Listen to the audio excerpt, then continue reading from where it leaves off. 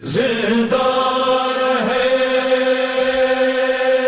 زندہ رہے اے عزادار حسینی یہ چلن زندہ رہے، ہاذا خانے سجانے کی لگن زندہ رہے۔ اعوذ باللہ من الشیطان الرجیم، بسم اللہ الرحمن الرحیم،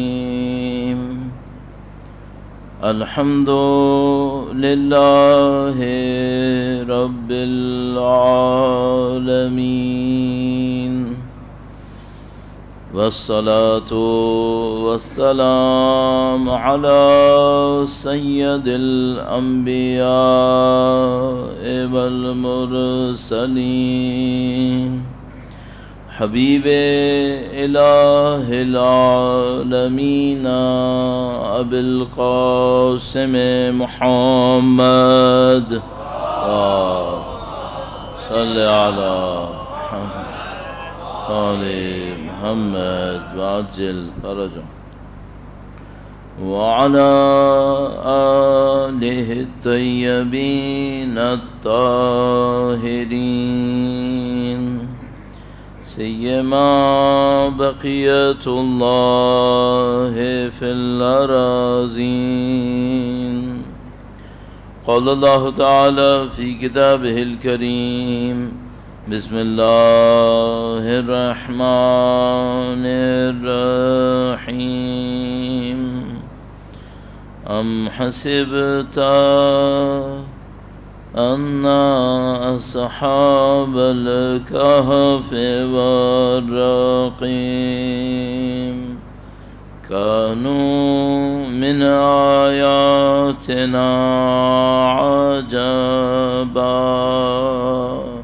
درود بھیجے گا محمد و آل محمد، ما صلی علی محمد آل محمد وعجل فرجهم۔ خدا متعال کا انتہائی لطف و کرم، انتہائی احسان ہے، پروردگار عالم نے یہ توفیق نصیب کی ذکر سید الشہداء کی، عزاداری سید الشہداء کی۔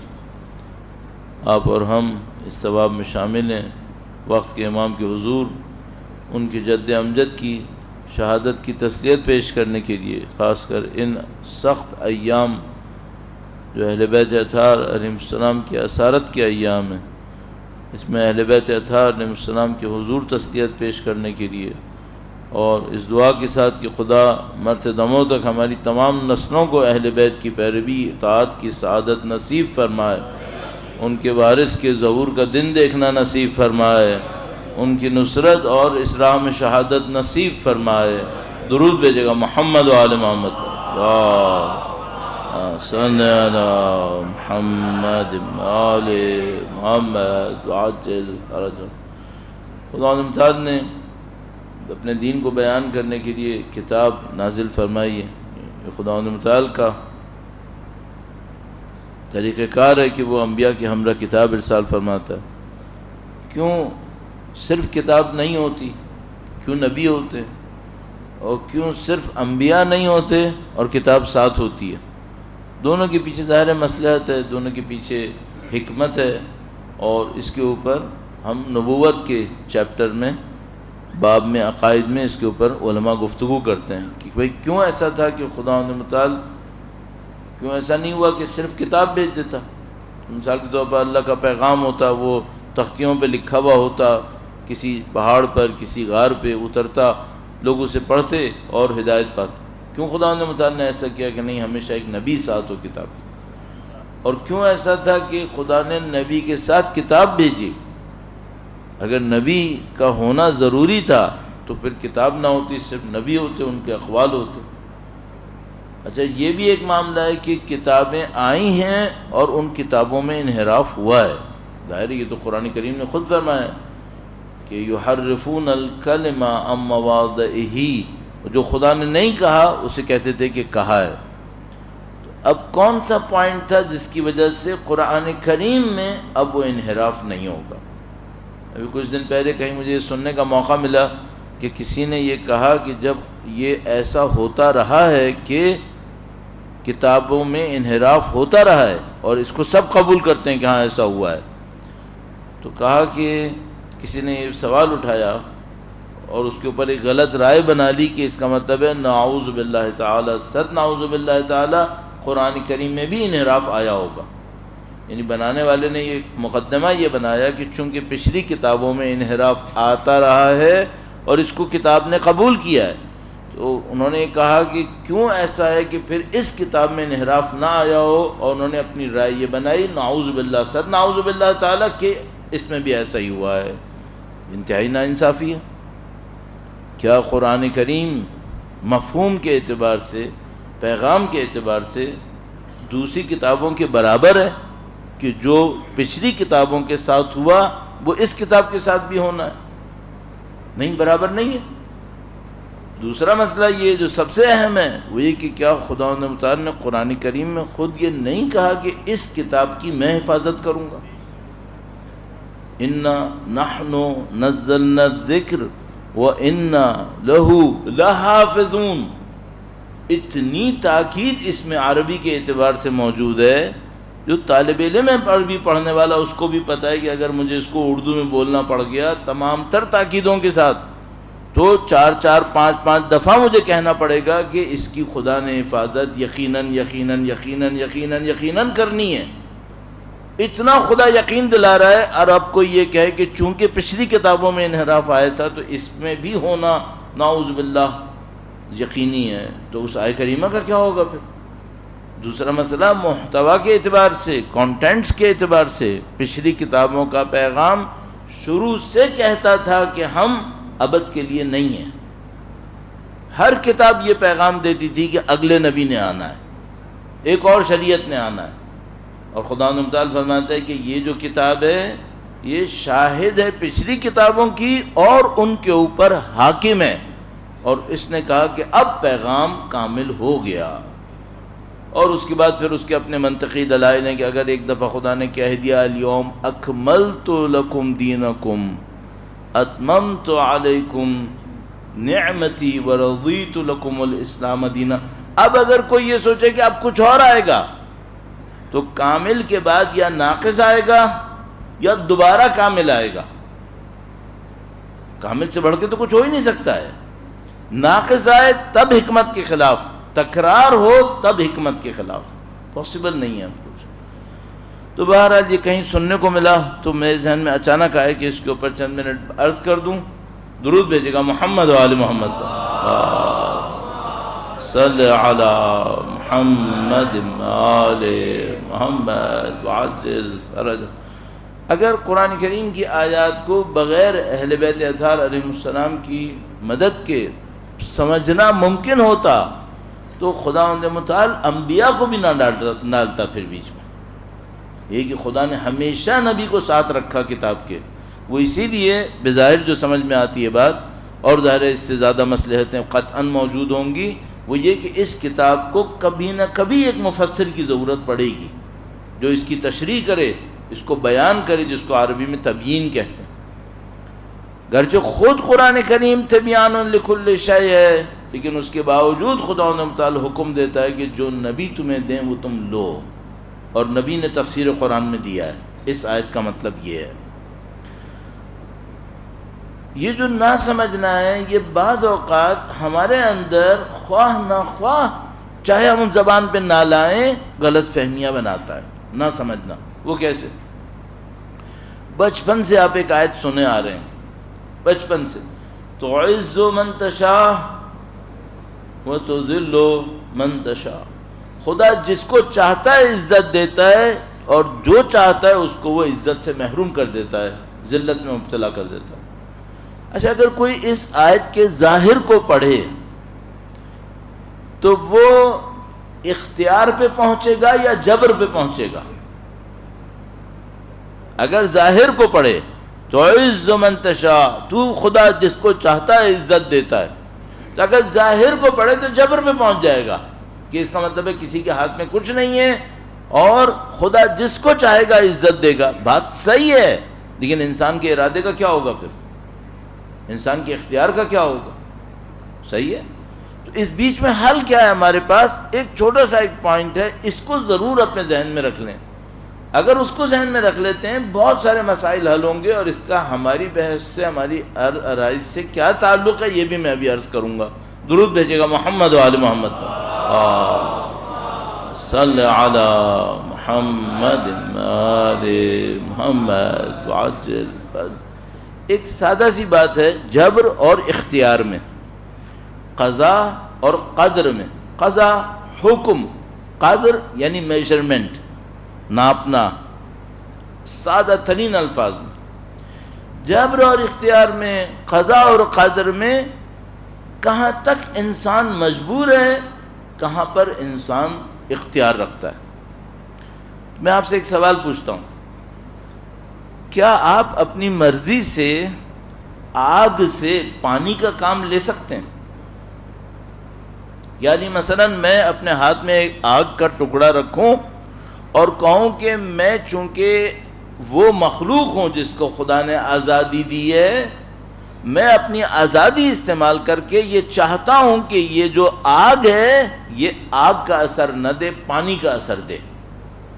اس بنیاد پہ کہ میں آزاد، خداوند متعال کی طرف سے آزادی دیے ہوئے ہوں، اختیار میرے ہاتھ میں ہے، کیا میں اس کو تبدیل کرنے کے لیے بھی مختار ہوں کہ میں اس کو اپنی مرضی سے تبدیل کر لوں؟ کوئی نہیں کر پائے گا.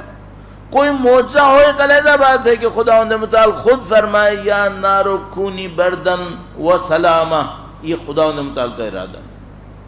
ورنہ ہم انسان اس کو تبدیل نہیں کر سکیں گے کہ پانی ہو اور کام آگ کا دے، آگ ہو اور کام پانی کا دے. یہ نہیں ہو سکتا. درود بھیجے گا محمد و آل محمد. صلی علی محمد آل محمد وعجل فرجہ.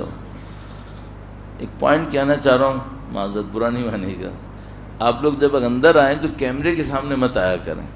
اس سے جو لائیو دیکھ رہے ہوتے ہیں وہ آپ کی کمر مبارک دیکھنے پہ مجبور ہوتے ہیں، اور اس کو دیکھنے کے لیے وہ وہاں نہیں بیٹھے ہوتے.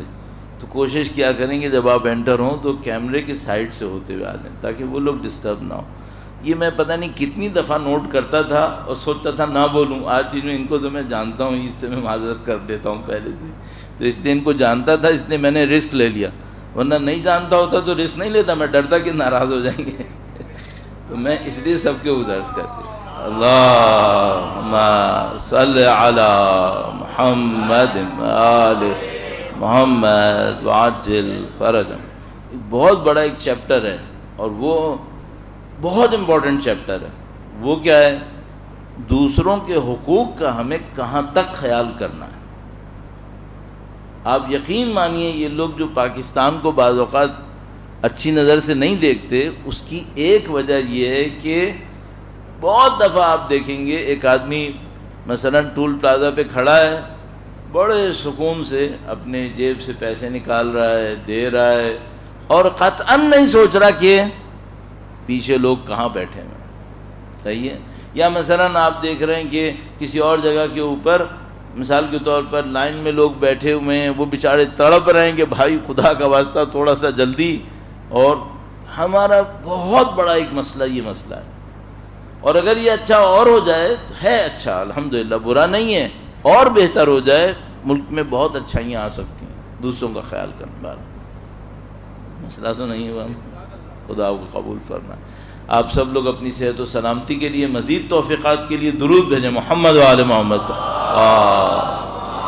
صلی علی محمد آل محمد وعجل.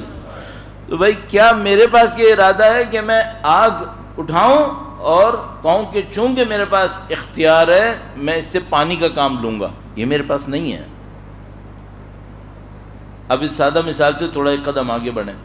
راستہ میں شقاوت کا پکڑوں، بدبختی کا، اور نتیجہ لوں سعادت کا اور فلاح کا، ممکن نہیں ممکن. یہاں پہ کیا ہے؟ یہاں پہ قدر الہی ہے. یہ وہ جگہ نہیں ہے جہاں آپ کے پاس اختیار ہے. ایک آدمی کہ نعوذ باللہ میں بدبختی کے کام کروں گا اور نتیجہ میں سعادت کا لوں گا. نہیں ہو سکتا یہ. یہاں پہ ہم بے اختیار ہیں. یہاں پہ خدا کا قانون ہے. اس کو قدر الہی کہتے ہیں. خدا نے میجرمنٹ کر دی ہیں. خدا نے قانون بنا دیے ہیں. سنت اللہ التی، تم یہ سنت ہے جس میں کبھی لن تجد لسنت اللہ تبدیلا ولا، مثلا اگلی آیت میں تحویلہ بھی ہے کہ نہ تبدیل پاؤ گے نہ تحویل پاؤ گے. کیوں؟ یہ تم نہیں بدل سکتے. یہ سنت الہیہ ہیں. اگر کوئی قوم ایک دوسرے کے حقوق نہیں دے گی، ظلم کرے گی، ظلم کے نتیجے میں برکتیں ختم ہو جائیں گی. وَلَوْ أَنَّ أَهْلَ الْقُرَىٰ آمَنُوا وَاتَّقَوْا لَفَتَحْنَا عَلَيْهِمْ بَرَكَاتٍ مِّنَ السَّمَاءِ وَالْأَرْضِ. اگر اہل قریہ ایمان لاتے، تقوی اختیار کرتے، تو ہم زمین اور آسمان کی برکتیں ان پہ نازل کر دیتے. یہ زمین و آسمان کی برکتیں جنت کی ہیں؟ نہیں، اس دنیا کی ہیں. تو زمین و آسمان کی برکتیں لینے کے لیے ایک راستہ ہے، ایمان اور تقوی. اب کوئی کہے ہمارا معاشرہ ایمان و تقوی پہ نہ چلے اور ہم زمین و آسمان کی برکتیں پھر بھی لیں گے، یہ نہیں ہو سکتا ہے. یہ نہیں ہو سکے گا. یہاں پہ ہم مختار نہیں ہیں. اچھا، اختیار پھر کہاں پر ہے؟ اختیار یہاں پر ہے اپنی مرضی سے پانی اٹھاؤ یا آگ اٹھاؤ. یہ تمہاری مرضی. یہاں تمہارا ارادہ چلے گا. بس اگر قوانین الہیہ کو کوئی تبدیل کرنے کی بات کرے، ذرہ برابر کسی کا، عام آدمی کا کوئی اختیار نہیں ہوگا سوائے کہ کوئی معجزہ الہیہ رونما ہونا.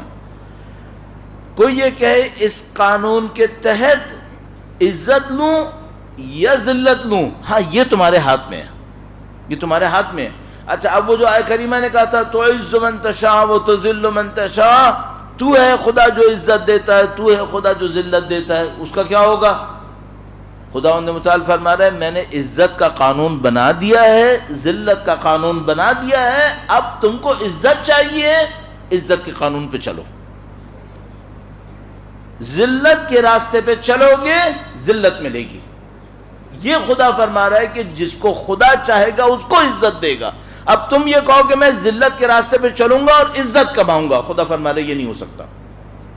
یہاں پہ میرا حکم چلے گا. اس کا حکم کیا ہے؟ اس کا حکم یہ ہے کہ ان العزت للہ ولرسولہ وللمؤمنین ولکن المنافقین لا یعلمون. عزت اللہ کے لیے، مومنین کے لیے، رسول اور مومنین کے لیے، منافقین نہیں جانتے. اچھا، منافقین کیوں نہیں جانتے؟ کیوں نہیں جانتے منافقین؟ خدا نے متعلق آیہ کریمہ میں فرماتا ہے کہ جس نے دنیا کا ارادہ کیا، جس نے حیات دنیا اور اس کی زینتوں کا ارادہ کیا، پورا پورا اسے دیں گے، آخرت میں نہیں دیں گے. پھر صحیح ہے. بس قانون سمجھ میں آ رہا ہے. اگر کوئی دنیا پرستی میں مبتلا ہوگا اس کو دنیا سے ملے گا. سعادت سے ملے گا؟ نہیں. برکتوں سے ملے گا؟ نہیں. دنیا سے ملے گا، دولت ملے گی، طاقت شاید ملے گی، عمارتیں ملیں گی، وہ ساری چیزیں ملیں گی جو فرعون کو ملی تھی، لیکن پھر کچھ نہیں ملے گا. اب یہ خدا نے متعال فرمایا یہ ہم نے قانون بنا دیے. اچھا، یہ میں نے سارا آپ کی خدمت میں عرض کیا، اور اب اس کے نتیجے میں یہ جو فیصلے والی بات تھی اس سے نزدیک لاتا ہوں. درود بھیجے گا محمد و آل محمد پر. صلی علی محمد آل محمد وعجل فرج. اب مجھے صحیح فیصلے کرنے ہیں، اور میں چاہ رہا ہوں کہ میں اپنی مرضی سے زندگی گزاروں گا اور میں صحیح فیصلے بھی کروں گا. نہیں، یہ قانون خدا میں ممکن نہیں ہوگا. قانون خدا میں کیا ممکن ہوگا؟ تمہارے اختیار میں ہے کہ تم صحیح فیصلوں کا راستہ لو یا غلط فیصلوں کا راستہ لو. اگر خدا نہ کرے غلط فیصلوں کا راستہ لیا، اب صحیح فیصلے صادر نہیں ہوں گے. اب فیصلے غلط، صحیح فیصلے کا راستہ نہیں لیا تو غلط فیصلے آئیں گے. یہ ہے قانون الہی. اب آپ کو اور مجھے اپنی زندگی میں کیا کرنا ہے؟ یہ دیکھنا ہے کہ کن چیزوں سے صحیح فیصلوں کے دروازے بند ہوتے ہیں. صحیح ہے. یہاں تک میں آپ کو لے کر آیا. تھوڑا سا ایک بات ایڈ کرتا ہوں، اس میں اضافہ کرتا ہوں. آپ اپنی صحت و سلامتی کے لیے درود بھیجیں محمد و آل محمد. صل علی محمد آل محمد وعجل فرجهم۔ ایک بار پھر تھوڑا سا جس کو ہم لوگ حاشیہ کہتے ہیں، تھوڑا سا حاشیے میں جاتا ہوں۔ خدا اپنی کتاب میں ہمیں یہ نہ بتائے کہ شوگر کیسے بنتی ہے، کوئی مسئلہ نہیں ہے، چینی بنے یا نہ بنے اس سے انسان کی سعادت اور شقاوت پہ فرق نہیں پڑے گا۔ الیکٹریکل کار کیسے بنتی ہے یہ قرآن بتائے یا نہ بتائے اس سے کوئی فرق نہیں پڑے گا، دین خدا بتائے یا نہ بتائے اس سے فرق نہیں پڑے گا۔ آپ کہیں گے وہاں لکھا تھا لا رطب ولا یابس الا فی کتاب مبین، صحیح ہے، تو وہ کیا ہے؟ ہر وہ چیز جس کا تعلق انسان کی ہدایت، انسان کی گمراہی سے، وہ اس کتاب میں ہے، اس کا کوئی خشک و تر اس سے بچا ہوا نہیں ہوگا۔ اب کوئی مجھے بتائے کہ مثلا مجھ سے کہ مولانا اس کارپیٹ کا ڈیزائن قرآن کریم میں کہاں آیا ہے؟ یہ قرآن کی ذمہ داری نہیں ہے۔ قرآن کریم اگر کیمسٹری کی کتاب ہوتی تو کیمیکلز کو بتاتی، قرآن کریم فزکس کی کتاب ہوتی تو فزیکل لاز کو بتاتی۔ قرآن کریم ان کی کتاب نہیں ہے، قرآن کریم کتاب ہدایت ہے، یہ ہدایت بتاتی ہے۔ اچھا آپ کہیں گے پھر وہ کیا میں بے دین سے لوں گا؟ نہیں، بے دین سے نہیں لینا ہوگا۔ جب تم ہدایت پہ عمل کرو گے تو علوم کے دروازوں کو خدا تمہاری عقلوں پہ کھولے گا، کہیں نہیں جانا ہوگا۔ صحت کے قانون کہاں سے لینے پڑیں گے؟ یونان سے؟ نہیں، اللہ کے نبی نے فرمایا ہم نے ان کو مستحب اور حرام اور مکروہ بتا دیا ہے، اب یہ بیمار نہیں ہوں گے۔ صحت کے دروازے بھی یہیں سے کھلیں گے۔ کائنات کے اسرار کہاں سے لوں گا؟ یہیں سے، سب یہیں سے آئیں گے۔ کب آئیں گے؟ جب تم اپنی عقل کو علم حاصل کرنے کے لیے تیار کرو گے۔ یہ عقل علم حاصل کرنے کے لیے کیسے تیار ہوتی ہے؟ جب تم اس کو اللہ کی بندگی پہ چلاؤ گے۔ اگر تم اپنی عقل کو اللہ کی بندگی پہ چلاؤ گے، اس کے اندر ایک اٹریکشن ہے نالج کے لیے، اعلیٰ حقائق کے لیے۔ یہ اعلیٰ حقائق تم پر کھلیں گے، پھر تم ترقی بھی کرو گے دنیا کے اعتبار سے بھی۔ لیکن اگر تم نے نعوذ باللہ تعالی راستہ پکڑا ہے عقل کی تخریب کا، اس کو ڈیمالش کرنے کا، پھر کچھ نہیں ملنا ہے، پھر محتاجی آئے گی۔ اب خدا نے ہمیں یہ نہیں بتایا ہوگا کہ عقل کی تصحیح کیسے ہوتی ہے۔ سب کچھ ڈیپینڈ کر رہا ہے عقل کے اوپر کہ یہ صحیح فیصلے کرے، اس کو لائٹ ملے، اس کو علم ملے، تو خدا نے نہیں بتایا ہوگا دین میں عقل کیسے صحیح ہوتی ہے، یقیناً بتایا ہوگا۔ اب میں آپ سے پوچھتا ہوں اس پہ ہم نے کتنا کام کیا ہے کہ عقل انسانی، ارادہ انسانی اللہ کے قوانین کی روشنی میں صحیح کیسے ہوتا ہے؟ یہ مشکل ہے ہماری۔ ہم نے بہت بنیادی باتوں کے اوپر کام بہت کم کیا ہے، اور بعض ایسی چیزوں پر جن پہ کام کرنے کی بہت زیادہ ضرورت نہیں تھی اور مجبوریوں کی وجہ سے بھر بھر کے کیا ہے۔ میں ایک اور مثال دیتا ہوں، پھر ایک روایت پڑھتا ہوں تاکہ ایسا نہ ہو صرف دعویٰ ہو، پیچھے کوئی اثر بھی آنا چاہیے اس کی۔ لیکن ایک بات پہلے اور عرض کر دیتا ہوں، تھوڑی سی بات اس لحاظ سے ٹیڑھی ہے کہ سمجھنے میں شروع میں ذرا سا مشکل لگے گی، لیکن تھوڑا ساتھ دیتے ہیں، آپ لوگ سن لیتے ہیں، اس لیے میں جرأت کر کے آپ کی خدمت میں عرض کر رہا ہوں۔ درود بھیجے گا محمد و آل محمد پر۔ صلی علی محمد و آل محمد وعجل فرجهم۔ تھوڑا سا معذرت چاہتا ہوں، شاکنگ طریقے سے مجھے شروع کرنا پڑ رہا ہے۔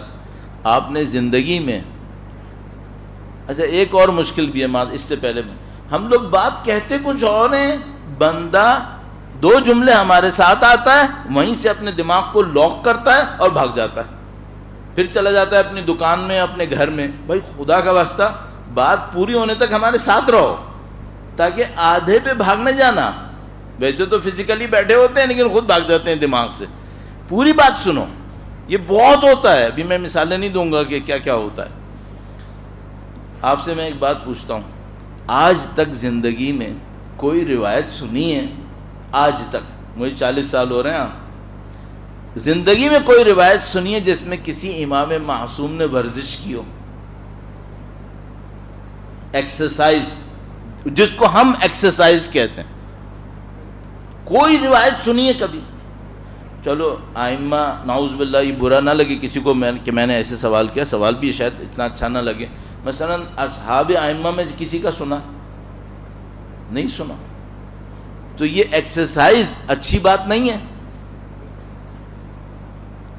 کوئی ڈاکٹر ہے جو کہے گا ایکسرسائز نہیں کرنی ہے؟ کوئی نہیں کہے گا. سب کہیں گے ایکسرسائز کرنی ہے. تو بھئی روایت میں کیوں نہیں ہے؟ اب آپ کا ذہن بھی کہے گا مولانا بہت فرق ہو گیا، 1400 سال کا فرق ہے. تو کیا ہوا اس میں؟ آپ کہیں گے مولانا وہ لوگ اپنی زندگی میں ایسے تھے کہ ان کو جسم کے اوپر ایکسرسائز کے ذریعے سے کیلوریز برن کرنے کی کوئی ضرورت نہیں تھی. وہ ویسے ہی فٹ تھے، غلط کھانے نہیں کھاتے تھے، ایکٹیویٹی کرتے تھے. زندگی میں ان کا لائف اسٹائل جس کو آج کل ہم اپنی زبان میں کہتے ہیں وہ ایسا تھا کہ اس میں ایکسرسائز کی ضرورت نہیں تھی. صحیح ہے. تو اب میں کیا کروں؟ میں لائف اسٹائل صحیح نہیں کروں گا اور ہر روز 40 منٹ ایکسرسائز کروں گا. صحیح ہے. تو یہ میں گھما کے کیوں آ رہا ہوں؟ لائف اسٹائل صحیح کر لو. آپ کہیں گے مولانا میں کہاں سے لائف اسٹائل صحیح کروں؟ میرے پاس ایک گاڑی ہے، میں گاڑی میں بیٹھتا ہوں، بیٹھا رہتا ہوں. وہ لوگ گھوڑے پہ بیٹھتے تھے، اچھلتے رہتے تھے، ان کا معاملہ کچھ اور تھا. پھر چلتے تھے، وہ پتہ نہیں کتنے کتنے کلومیٹر چلتے تھے. میں تو چلتا بھی نہیں ہوں، میں تو گاڑی میں بیٹھا رہتا ہوں. یہ ایک وجہ ہے. ایک اور وجہ بھی ہے، وہ عبادتیں کرتے تھے، ہم عبادتیں نہیں کرتے. صاف بات ہے. پتہ نہیں کتنا اصرار ہے یوگا کی، فلاں ایکسرسائز کرو، یہ ہوگا وہ ہوگا. بندے خدا تم صرف ایک کام کر لو، تم فجر سے پہلے اٹھ کر نماز شب کی کچھ رکعتیں پڑھ لو. قرآن کریم توجہ سے پڑھ لو، نماز توجہ سے پڑھ لو، اور نماز کو اس کے آداب کے ساتھ پڑھو. میں تقریباً سکون سے کہہ رہا ہوں اس بندے کو زندگی میں کسی ایکسرسائز کی ضرورت نہیں پڑے گی اگر ان کاموں کو ڈھنگ سے کر لے. اب میں وہ نہیں کروں گا اور ایکسرسائز کے لیے 40 منٹ نکالوں گا جب ڈاکٹر مجھے کہے گا اگر آپ نے ایکسرسائز نہیں کی نا اب آپ کو ایک اور ہارٹ اٹیک ہونے والا ہے. تو بندے خدا تم زندگی میں پہلے سے 20 منٹ نماز شب کے لیے رکھ لیتے، شاید یہ ہارٹ اٹیک ہوتا ہی نہیں. اب میں نہیں کہہ رہا کہ مثلا جو پڑھے گا اس کو کبھی ہارٹ اٹیک نہیں ہوگا، پتہ چلے آج رات مجھے ہونے والا. آپ کہیں مولانا آپ کہاں گئے؟ 10 چیزیں اور بھی آ سکتی ہیں کھانے پینے میں یہ سب، لیکن بھائی ایک بہت بڑا معاملہ ہے کہ یہ جو عبادات ہیں ان کے اندر بہت کچھ تھا، کیوں مس کر رہے ہو؟ یہ جو ہمارے پاس اس وقت کی جنریشنز بن رہی ہیں اس میں ایک نارمل فینومینا یہ ہے کہ ان کا فوکس ختم ہو گیا ہے. فوکس کی طاقت نہیں ہے ان کے اندر، اور جتنی آپ ایج کم کرتے ہو زی جنریشن اور فلاں فلاں ان کا فوکس اور خراب ہو رہا ہے. کیوں فوکس خراب ہو رہا ہے؟ 10 مسائل، اسکرین کا ٹائم اور فلاں اور فلاں.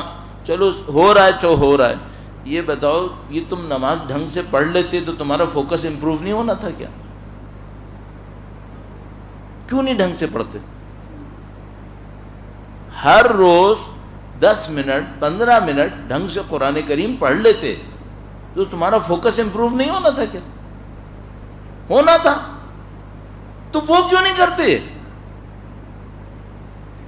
تو مجھے تو یہ سمجھ میں نہیں آ رہا کہ ہم لوگ ٹیڑھے راستے پہ چلنے کی کیوں ماہر ہیں. پہلے ایک غلطی کریں گے پھر اس غلطی کو صحیح کرنے کے لیے اپنا ٹائم کہیں اور لگائیں گے اور محتاجی اپنی بڑھاتے جائیں گے. تو بھائی صحیح راستے سے آ جاؤ، اس مشکل کو حل کرو اپنے لیے. یہی ترکیب جو ہم ناقص ترکیب اپنی لڑا رہے ہیں یہی اپنے ذہن کے معاملے میں بھی کر رہے ہیں.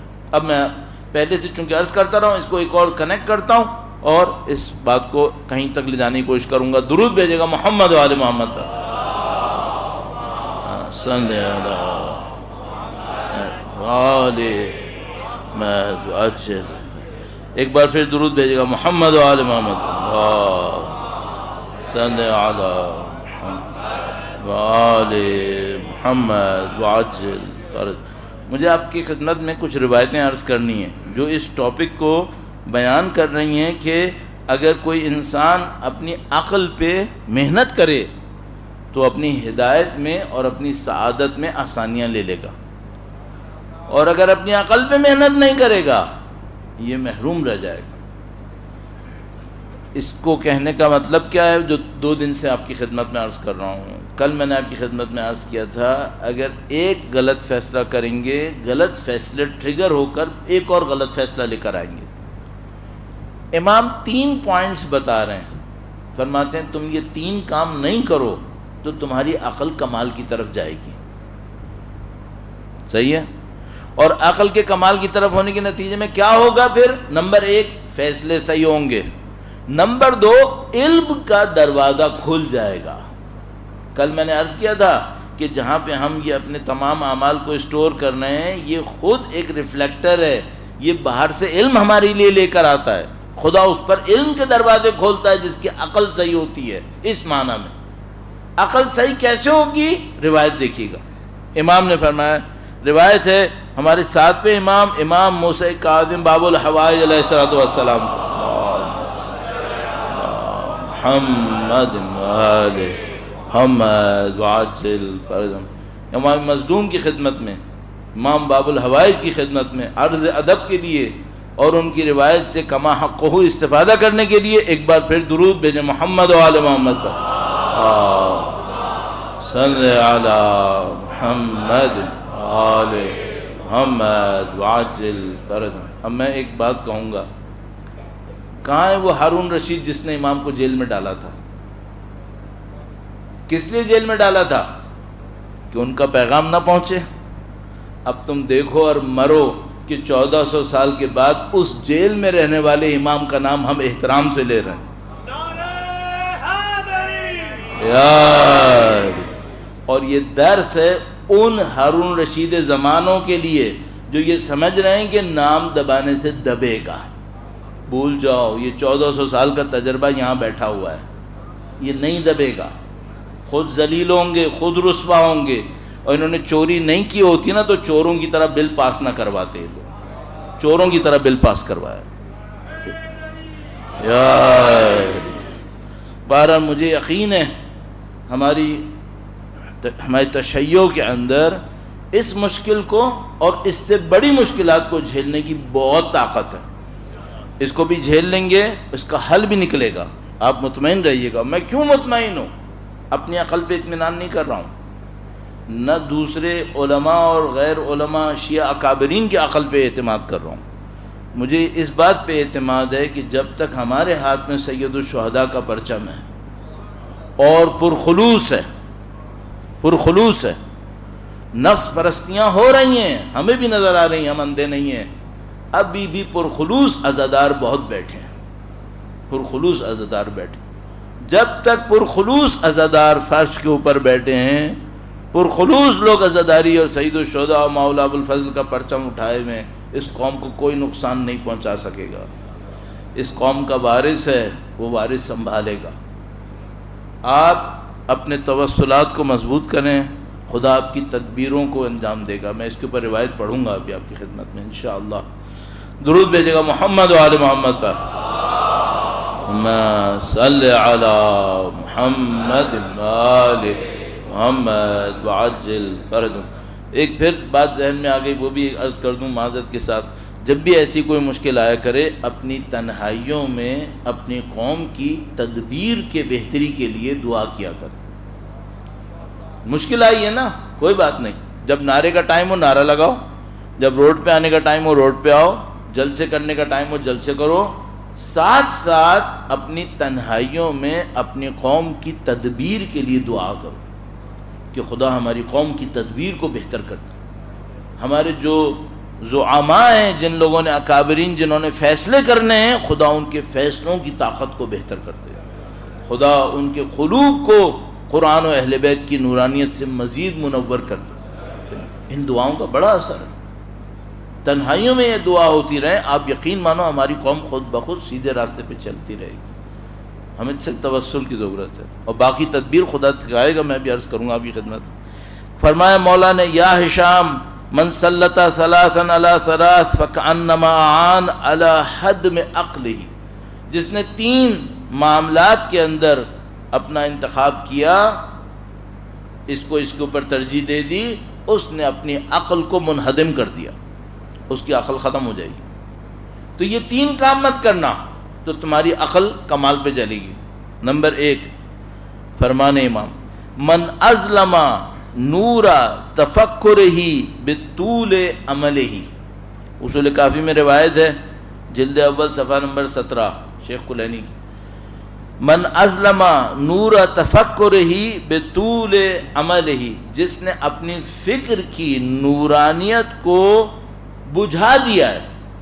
ازلمہ تاریکی کو کہتے ہیں، یہ لیمپ، یہ بلب جل رہا ہے تو ایک لائٹ آ رہی ہے، بلب نہیں ہو یہاں پہ، کوئی بلب نہ ہو، تاریکی آ جائے گی، صحیح ہے؟ اگر فکر میں نورانیت ہوتی ہے، حقائق اس کے اوپر ریفلیکٹ ہوتے ہیں۔ اگر یہاں تاریکی آ جاتی ہے تو یہ وہ قلب ہے جس کے اوپر گناہوں کے ڈاٹس اتنے بڑھ گئے کہ تاریکی چھا گئی ہے، اب اس کے اوپر کچھ ریفلیکٹ نہیں ہوگا، نہ ریفلیکٹ نہیں ہوگا، عبرت بھی نہیں لے گا۔ امام فرمائیں گے، ابھی امام کا فرمان ہے، ابھی فرمائے من ازلم نور تفکرہ بطول عملہ، جس نے اپنی فکر کی نورانیت کو بجھا دیا ہے، کیا کر کے؟ آرزوؤں کو لمبا لمبا رکھ کے، لمبی لمبی آرزویں۔ ایک گھر اس کے لیے قانع ہونے کے لیے کافی ہے، ایک گھر پہ قناعت کر سکتا تھا۔ آرزو ہے کہ اتنی پراپرٹیز میرے پاس ہونی چاہیے، اتنی عزت مل گئی ہے، انسان تمہارا احترام کر رہے ہیں، یہ کافی ہے۔ نہیں، میری آرزو یہ ہے کہ میں جب گزروں تو یہ ہو۔ یہ آرزویں کہاں سے لائے ہو؟ کسی نبی نے سکھائی ہیں؟ نہیں، شیطان دیتا ہے۔ بڑی بڑی آرزویں، یہ ہو جائے وہ ہو جائے، اور وہ آرزویں بھی کہاں کی ہیں؟ دنیا کی ہیں، جس کے اندر بقا نہیں ہے، اس میں فنا ہی فنا ہے۔ آج رات کا بھروسہ نہیں ہے میں زندہ ہوں یا نہیں ہوں، اور آرزویں کتنی ہیں پتہ نہیں کب کی۔ امام فرمایا ہے کس کی آرزویں لمبی ہوتی ہیں تو کیا ہوتا ہے؟ اس کے فکر کی نورانیت بجھ جاتی ہے، اس کی فکر میں نورانیت نہیں ہوتی۔ اچھا، اب اس کی عقل کام نہیں کرتی کیا؟ نہیں کرتی ہے، غلط کام کرتی ہے، صحیح فیصلے نہیں کرتا۔ نور تفکر بجھ جاتا ہے جس کی آرزویں لمبی لمبی ہوتی ہیں۔ بعد میں فرمایا وَمَحَا طَرَائِفَ حِکْمَتِهِ بِفَضُولِ کَلَامِهِ، امام نے فرمایا، دیکھیے بعض اوقات ایسا ہوتا ہے، آپ ایک روایت پڑھتے ہیں، امام کا ایک فرمان پڑھتے ہیں، آپ کو بہت اچھا لگتا ہے کہ کتنی عجیب نفیس بات کہی ہے، پھر اچانک کبھی آپ کو یاد آتا ہے کہ یہ پہلی دفعہ نہیں پڑھا ہے، یہ پہلے بھی پڑھا تھا، اس دفعہ کیوں سمجھ میں آیا، پہلے کیوں نہیں سمجھ میں آیا تھا؟ قرآن کریم میں 1400 سال میں کوئی آیت کم یا اضافہ نہیں ہوئی ہے، تو ہر دفعہ ہر آیت پڑھنے پر وہی سمجھ میں آتا ہے؟ نہیں، بعض اوقات یوں ہی پڑھتے ہوئے گزر جاتے ہیں، کچھ سمجھ میں نہیں آتا۔ امام فرمانے کیوں ایسا ہوتا ہے؟ محا طرائف حکمتہ بفضول کلامہ، اس نے اپنی حکمت کی باریکیوں کو محو کر دیا ہے، مٹا دیا، جیسے ربڑ سے مٹا دیتے ہیں، اس نے اپنی حکمت کی باریکیوں کو مٹا دیا ہے، کیا کر کے؟ فضول باتیں کر کر کے۔ فضول کلام ہے۔ فضول کلام کیا ہوتا ہے؟ ایک کلام ہوتا ہے جو مفید ہوتا ہے، اس کا کوئی فائدہ ہوتا ہے، اس کا کوئی سبب ہوتا ہے۔ میں یہاں پہ بیٹھا ہوا 40 منٹ سے مثلا بات کر رہا ہوں اندازاً، لیکن یہ فضول نہیں ہوگا، کسی ہدف سے ہے۔ آپ کہیں جاتے ہیں کسی بازار کے اندر کوئی چیز خرید و فروخت کر رہے ہوتے ہیں، فضول نہیں پھر رہے ہوتے، ہدف سے پھر رہے ہوتے ہیں۔ ایک دفعہ دوستوں کے ساتھ بیٹھے ہیں، 2 گھنٹے 3 گھنٹے ہو گئے ہیں، کوئی موضوع بحث نہیں ہے، کیا ہے پھر یہ فضول کلام ہے۔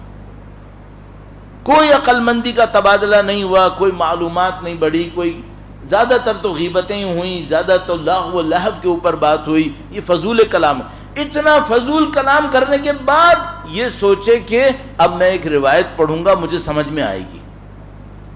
امام فرمانے نہیں، سمجھ میں نہیں آئے گی۔ اپنی حکمت کی باریکیوں کو اس نے مٹا دیا ہے، کیوں؟ فضول باتیں کر کر کے۔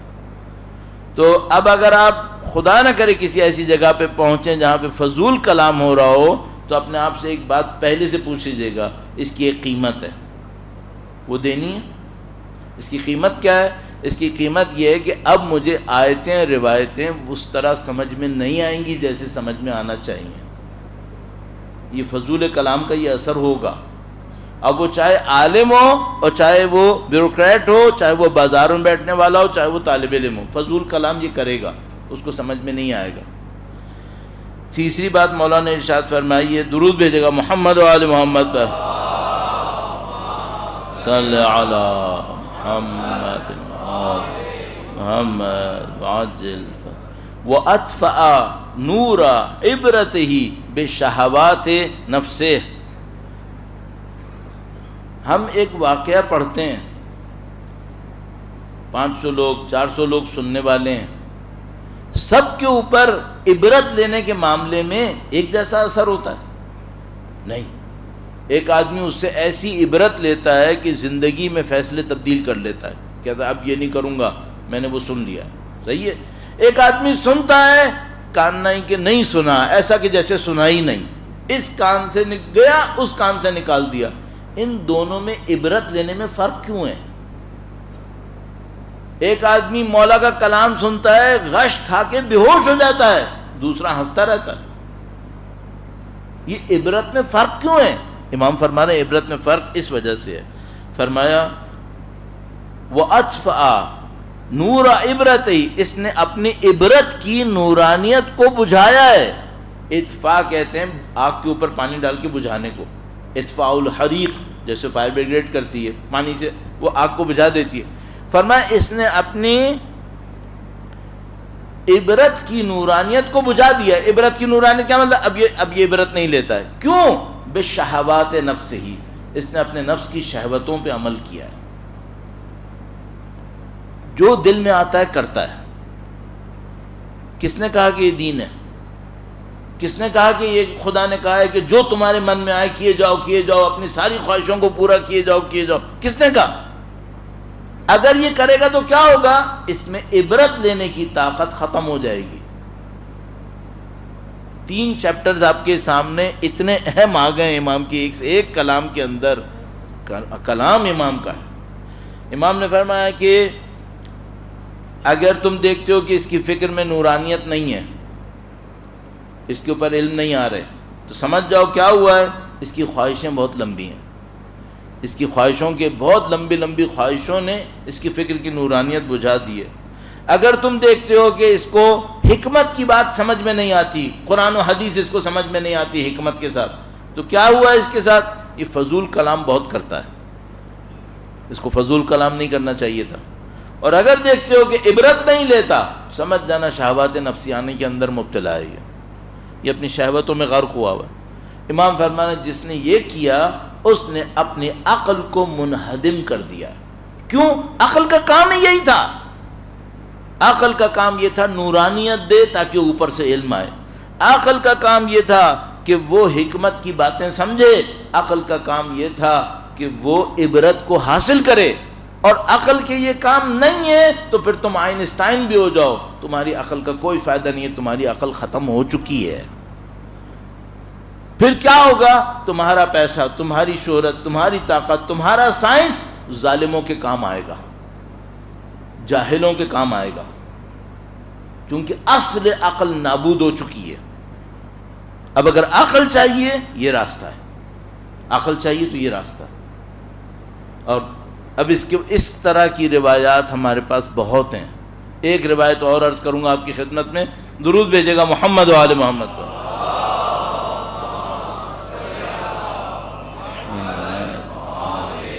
محمد عاجل فرج.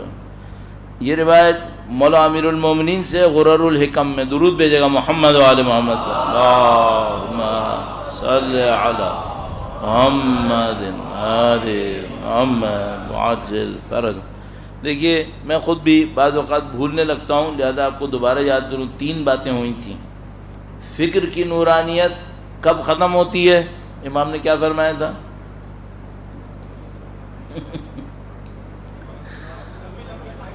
ہاں، لمبی آرزویں. فکر کی نورانیت ختم ہو جاتی ہے لمبی آرزوؤں سے. اور دوسری بات کیا تھی؟ حکمت کے ظرائف، حکمت کی باریکیاں نہیں سمجھ پاتا. کیوں؟ فضول باتیں کرتا ہے. صحیح ہے. تیسری بات کیا تھی؟ عبرت حاصل نہیں کرتا. کیوں؟ کیونکہ شہوات نفسانیہ میں مبتلا ہے. 3 باتیں، کنیکشنز مل گئے. یہ قوانین ہیں اور یہ قوانین خدا شاہد ہے 2+2 4 سے زیادہ سالڈ ہے. یہ معصوم نے بتائیں قانون. یہ 2+2 4 سے زیادہ سالڈ ہیں. ان کو آپ سمجھ دو میتھمیٹیکل فارمولاز سے زیادہ سالڈ فارمولاز ہیں. بس جیسے ہی کیوں ایسا ہوتا تھا، امام کے جو شاگرد ہوتے تھے وہ کسی آدمی کو دیکھتے تھے، لوگ کہتے تھے یہ بڑا فلسفی ہے، بڑا حکیم ہے، وہ کہتے تھے نہیں جاہل ہے، ابھی سنا بھی نہیں ہے، کہتے تھے نہیں جاہل ہے. تو کہتے تھے آپ کو کیسے پتا چلا؟ کہ اس نے یہ نفسانی خواہشات دکھائی، اس کا مطلب ہے حکمت اس کے دماغ میں نہیں آنی ہے. تم کہاں سے اس کو فلسفی کہہ رہے ہو؟ سننے کی بھی ضرورت نہیں ہے، دیکھنا ہی کافی ہے. کہاں سے تمہیں؟ یہ ہمارے ساتھ بہت زیادہ ہو رہا ہے ابھی، اور ہم فیک پہ چلنے والے لوگ بن رہے ہیں بدقسمتی سے. مولا نے فرمایا غرر الحکم کے اندر ایک اور کنیکشن کن 2 چیزوں کے اندر ہے. 3 چیزوں کے کنیکشن آپ نے مولا کی روایت میں سن لیا. اب ایک اور دیکھیے گا. امام فرما رہے ہیں ایک شخص ایسا ہے جس کا قلب عاقبت کو سمجھنے سے محروم ہو جاتا ہے. صحیح ہے. نور فکر کیسے بجھتی ہے، حکمت کے ذرائف کیسے نہیں سمجھتا، عبرت نہیں سمجھتا. کیوں؟ بتا دیا کنیکشن. اب اس کنیکشن میں کیا ہے؟ امام نے فرمایا ایک آدمی ایسا ہے جو عاقبت بھول جاتا ہے. کیا مطلب عاقبت بھول جاتا ہے؟ بھائی تم زہر کھاؤ گے تو زہر کا اثر ایک ہے. یہ عاقبت تم کیوں بھول گئے جب زہر کھا رہے تھے؟ یہ عاقبت بھول جاتا ہے. امام فرمانے کون سا آدمی ہے جو عاقبت بھول جاتا ہے؟ آپ دیکھ رہے ہوں گے بہت سارے لوگ بہت سارے گناہ کر رہے ہوتے ہیں، بھول جاتے ہیں کہ اس گناہ کے نتیجے میں کیا ہونے والا. ایک آدمی اپنے باپ کے ساتھ بے احترامی کر رہا ہے، تم کو نہیں پتا تم کیا کر رہے ہو. جو تم کر رہے ہو تمہاری اولاد تمہارے ساتھ ابھی کرے گی. یہ عاقبت کیوں دماغ سے نکل گئی؟ امام فرمانے ایک ٹاپک ہے جس کی وجہ سے عاقبت سمجھنا دماغ سے نکل جاتا ہے. امام نے فرمایا اذا ابصرت العیون الشہوہ امی القلب عن العاقبہ. اگر انسان کی آنکھیں شہوتوں کی عادی ہو جائیں تو اس کا قلب عاقبت کو بھلا دیتا ہے. آنکھیں شہوتوں کی عادی ہو جائیں تو قلب سے عاقبت کا خوف ختم ہو جاتا ہے. اب اس کو آخرت یاد آئے گی. آخرت چھوڑو، دنیا میں جو عاقبت آنی ہے وہ بھی یاد نہیں آئے گی. آخرت تو بہت دور کی بات ہے. ابھی دنیا میں بھی اس کو کیا کہتے ہیں؟ اس کو کہتے ہیں مکافات عمل. ابھی آئے گا، اسی دنیا میں آنا ہے. یہ اس کو یاد رہے گا؟ نہیں. فرعون بنا چلتا رہے گا، نمرود بنا چلتا رہے گا، قارون بنا چلتا رہے گا. اس کو نہیں معلوم فرعون و قارون و نمرودوں کے ساتھ خدا نے کیا کیا. آج اس کے پاس چھوٹی سی ایک لاٹھی بھر طاقت ہے، یہ سب کے سر پہ لاٹھیاں برسا رہا ہے. اس کو نہیں پتا یہ لاٹھی جب برسے گی اس کے اوپر تو کیا ہونے والا ہے. نہیں سمجھ میں آئے گا. کیوں؟ اس کی آنکھیں شہوتوں کی عادی ہیں، اس کو سمجھ میں نہیں آنا ہے. روایات کی روشنی میں عقل بڑھانے کے 4 کنجیاں میں نے آپ کو بتا دی ہیں. یہ روایت میں لکھی ہیں. روایتیں جو 2 پڑھی ہیں دونوں سالڈ ہیں. اصول کافی کے اندر آئی ہوئی ہے، شیخ قلانی کی کتاب کا ریفرنس دے چکا ہوں. دوسری غرر الحکم میں آئی ہوئی ہے، مولا امیر المومنین کا فرمان ہے. اب کوئی کہے مولانا میں اپنی آنکھوں سے موبائل پہ ہر غلط چیز دیکھوں گا اور میرے دل میں خدا کا خوف رہے گا. تم یہ کہہ رہے ہو میں آگ پیوں گا اور پانی ملے گا. یہ نہیں ہونے والا ہے. یہ قانون خدا کے خلاف ہے. خدا کے وسیع نے، نبی کے وسیع نے ہمیں بتایا ہے کہ قانون یہ ہے. تو اپنے ہاتھ سے قانون نہیں بنا سکتے. میں نہیں بنا سکتا قانون. قانون الہیہ میں چلنا پڑتا ہے. قانون الہیہ میں چلنا ہے. خوف خدا ہو، عاقبت کا خوف ہو تو کیا کرنا ہوتا ہے؟ آنکھوں کو بچانا ہوتا ہے. کیوں نہیں بچاتے؟ آیت اللہ العظمیٰ بہجت علی اللہ مقامہ شریف ایک جگہ کہتے تھے اگر کسی کو صرف آنکھوں پہ کنٹرول ہو جائے خدا اس کے اخلاق بہتر کر دے گا. اور موت کی 1/3 تیاری اخلاق کا اچھا ہونا ہے. کیوں اخلاق بہتر ہو جاتے ہیں؟ وہ جس کی آنکھوں پہ کنٹرول ہوتا ہے، امیر المومنین فرمانے جس کی آنکھوں پہ کنٹرول ہوتا ہے اس کو عاقبت یاد رہتی ہے، عاقبت یاد رہتی ہے، بد اخلاقی نہیں دکھائے گا، اس کو پتا ہوگا آج میں غلط کام کروں گا آگے کیا ہونے والا ہے۔ یہ عاقبت کا خوف کس کے دل سے نکلتا ہے؟ جس کی آنکھیں شہوتوں میں غرق ہوتی ہیں۔ اس خاطر بار بار کہتے ہیں بھائی یہ ٹی وی کو انٹرٹینمنٹ کے لیے استعمال مت کرو، موبائل کو انٹرٹینمنٹ کے لیے استعمال مت کرو، تمہاری عاقبت تمہارے دماغ سے نکل جائے گی۔ یہ 2 گھنٹے جو موویز دیکھ رہے ہو یہ 20 سال کی عاقبت نکال دے گی، لیکن بدقسمتی سے کیا کریں؟ یہ اب بتاؤ کیا نہیں بتایا انہوں نے ہمیں؟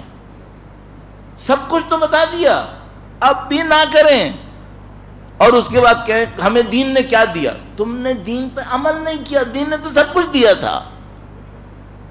اور خواہش کیا ہے؟ خواہش یہ ہے کہ چونکہ میرے نام میں علی مرتضیٰ لکھا ہے مجھے وہ مل جائے جو علی مرتضیٰ نے وعدے کیے تھے۔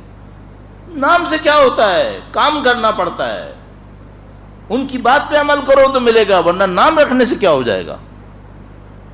تو عزیزان محترم معذرت چاہتا ہوں، لیکن میں افسوس اس پہ کرتا ہوں کہ جن کے پاس اس کے بعد اور مصیبت، مولانا دیکھیے یہ جو کافر ملک ہے نا ان میں کتنا اچھا اسلام ہے، بس نام کا اسلام نہیں ہے، اور ان کے پاس بہت خرابیاں ہیں، تمہاری آنکھوں میں مشکل آ گئی ہے، تمہیں نظر نہیں آ رہا کہ وہاں پہ کیا ہو رہا ہے، تمہیں کیا نظر آ رہا ہے؟ تمہیں چوڑی سڑکیں نظر آ رہی ہیں، تمہیں اونچی اونچی بلڈنگ نظر آ رہی ہیں، اس کے پیچھے جو لاکھوں کروڑوں انسانوں کا خون بہایا ان لوگوں نے وہ تم کو نظر نہیں آئے گا۔ کیوں نظر نہیں آئے گا؟ کیونکہ شہوتوں میں غرق ہوئے ہوئے ہو، نظر کہاں سے آئے گا؟ کم مارے ہیں انگلینڈ نے اس لندن اور اس یو کے کو بنانے کے پیچھے۔ ابھی جب وہاں جاتا ہوں مونیومنٹس کے اوپر لکھا ہے 1870 1880 1860، یہ وہ بدبخت وقت ہے جب ہمارے یہاں پہ 10 لاکھ لوگ بھوکے مر رہے تھے ان کی وجہ سے، ہماری لاشوں کے اوپر یہ لندن بنا رہے تھے، انڈسٹریل ریولوشن کر رہے تھے۔ ہمیں کیوں کھوپڑی میں نہیں آتا ہے؟ کیونکہ ہم نے اپنی آنکھوں کو شہوتوں میں غرق کیا، اپنی عقلوں کو مار لیا۔ عقلوں کو لاؤ تو پھر نظر آئے تم کو کہ بھائی کون ظالم ہے، کون مظلوم ہے، کس کا حق ہے، کس کا حق نہیں ہے۔ یہ سب نہیں ہو رہا ہے کیونکہ ہم لوگ کہیں اور چل پڑے۔ تو آپ کو 4 پوائنٹس عرض کر دیے اہل بیت کی تعلیمات کی روشنی میں، پروون ریالٹیز، کوئی ڈاؤٹ نہیں ہے ان کے اندر، ان پہ عمل کریں انشاءاللہ خداوند متعال آپ کی ہماری قلوب کی نورانیت میں اضافہ فرمائے گا انشاءاللہ۔ اور دیکھیے سب سے اہم چیز، کوئی بھی انسان کہے مولانا میں بے بس ہو گیا، شہوات نفسانیہ نے مجھے یہ کر دیا وہ کر دیا، کوئی بے بسی نہیں ہے بھائی، تمہارے ہاتھ میں تو وہ کنجی ہے جو کسی کے پاس نہیں ہے۔ تمہارے پاس سید الشہداء کی محبت رکھنے والا دل ہے، تم کہاں سے بے بس ہو سکتے ہو؟ کوئی جوان کہے مولانا میرے اندر شہوات بہت زیادہ ہیں، میں نہیں کنٹرول کر پاتا، بندے خدا، زمین و آسمان کا مالک تمہیں وعدے دیتا ہے، رسول خدا نے تمہیں کہہ دیا ان الحسین مصباح الہدی و سفینۃ النجاۃ، تم کیوں کہہ رہے ہو بے بس ہو؟ توسل کرو، اہل بیت اطہار علیہ السلام سے مدد مانگو۔ ماشاءاللہ مجلسوں میں آنے کی سعادت تو مل رہی ہے نا، اگر خدا نے ہم پہ دروازے بند کیے ہوتے تو ہمیں سید الشہداء کے غم میں کیوں بٹھایا؟ اس کا مطلب ہے خدا ہم سے امید کر رہا ہے نا کہ ہم کچھ کریں گے بہتر۔ یہ جو سید الشہداء کی محبت آپ کے دلوں میں ہے الحمدللہ رب العالمین، یہ اس بات کی نشانی ہے کہ خدا نصیب کرنے والا۔ مصائب کا وقت ہے، ایام اسارت ہے، اللہ اکبر۔ کربلا میں عصر عاشور تک بھی جو کچھ ہوا وہ بہت تھا۔ مولا علی اکبر جیسے شہید ہوئے، مولا علی اصغر شہید ہو گئے، مولا ابو الفضل شہید ہوئے۔ عصر کے بعد جو کچھ ہوا وہ تاریخ بشریت کے طاقت توانائی سے باہر ہے، طاقت توانائی سے باہر ہے۔ شب عاشور ایک لمحہ آیا تھا جب بی بی زینب کبریٰ سلام اللہ علیہا اپنے بھائی کے پاس تشریف لائی تھی، گھبراتے ہوئے بار بار کہا کہ دشمن حملہ کر رہا ہے، دشمن حملہ کر رہا ہے۔ روایات بیان کرتی ہیں بی بی نے جملہ گھبرا کے اتنا کہا کہ غش کھا کے گر گئی۔ نہیں معلوم سید الشہداء نے اپنی بہن کو کیسے دلاسا دیا۔ ایسا ہمارے پاس روایت موجود ہے، فرماتے ہیں شب عاشور سید الشہداء نے اپنی بہن کو ایک دعا دی، اس کے بعد بی بی کا دل ایسا مضبوط ہوا۔ اب بس چند جملے مصائب کے عرض کروں گا، اور کئی دفعہ کہتا ہوں مجھ سے کوئی نہ کہے کہ میں بازاروں کے مصائب پڑھوں، میرے بس میں نہیں ہے، واقعاً بس میں نہیں ہے۔ وہ بی بی جو شب عاشور دشمن کے حملے کا ذکر کر کے غش کھا کے گر گئی تھی، ایسا امام حسین کی دعا نے مضبوط کیا کہ اب طلع زینبیہ بھی دیکھ لی۔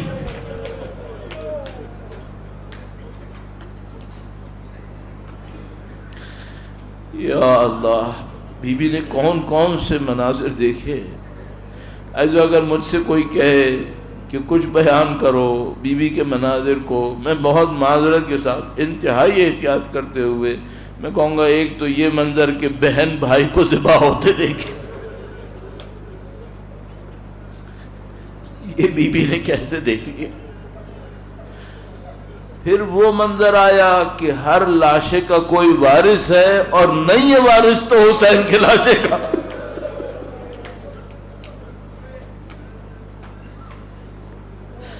لاشا صرف امام حسین کا معلوم۔ اللہ اکبر۔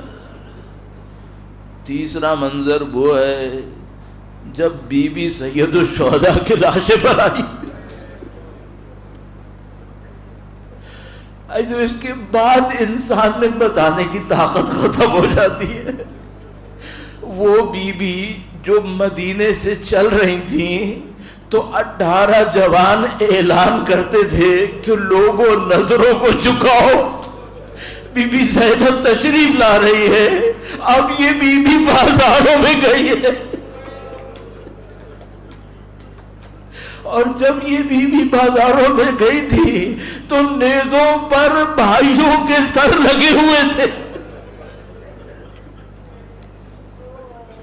اور بھائیوں کے سروں کے لیے یہ مرحلہ اتنا سخت تھا کہ وہ سر کبھی نیزوں سے گرتے تھے کہ لوگ ہمیں دیکھیں ہماری بہن کو نہ دیکھیں۔ اور کسی پوچھنے والے نے جب پوچھا کہ امتحان کون سا تھا کربلا کے اندر، تو معصومین نے کہا امتحان شہادت نہیں تھا، امتحان جنگ نہیں تھی۔ انہوں نے کہا سب سے بڑا امتحان پھپھی زینب نے دیا تھا۔ سلام ہو ان بی بی کی عظمت کو، سلام ہو ان بی بی کے اس ایثار کو۔ لیکن عزیزو، اگر میں یہاں تک آیا ہوں تو میں ایک اور کام آپ کی نمائندگی میں کرنا چاہوں گا۔ بی بی، آپ کی عظمت کو ہمارا سلام ہو، آپ کی استقامت کو ہمارا سلام ہو۔ ہم تک حسین کا پیغام آپ نے پہنچایا ہے، آپ کی گھریوں نے پہنچایا ہے، لیکن بی بی آپ کے بچوں کا پرسہ دینا بھی ہمارا حق ہے۔ عاشور کے دن جب سید الشہداء بچوں کا لاشا لانے لگے تو بی بی نے کہا مجھے اپنے بچوں کا لاشا نہیں چاہیے، میں نے اپنے بھائی پہ قربان کر دیا ہے۔ لیکن عزیزو، ایک دن آیا ہے جب بی بی مدینہ واپس آئی، اپنے گھر میں داخل ہوئی، اب اس کو پتا ہے جس کا بچہ اس کی زندگی میں مرا ہے اور وہ اپنے گھر میں آتا ہے تو کیسے بچے کی یاد آتی ہے۔ اب زینب کو سلام اللہ علیہا اور محمد کی یاد آئی ہے۔ الا لعنت اللہ علی القوم الظالمین۔ وسيعلم الذين ظلموا أي منقلب ينقلبون